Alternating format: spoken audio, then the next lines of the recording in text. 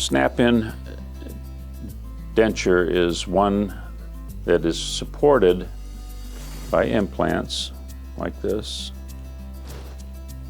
Although I generally do 8 on the top jaw when I do this procedure, but this one shows 6.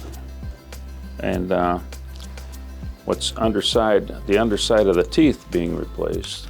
These are the teeth that are going to go in there.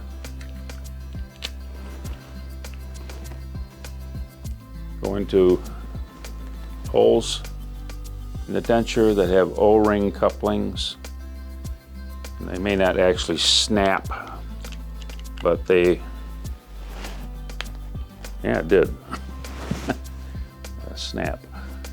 And they stay in place that way. It's a removable roundhouse bridge in a nutshell.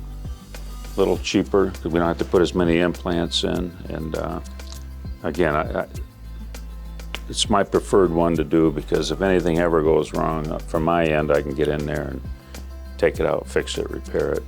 And I'm usually the only one who can get these off unless the patient works really hard. So I don't have to worry about them taking them out, dropping them in a sink and breaking it, which can happen. It did happen to me once. So anyway, snap-in denture.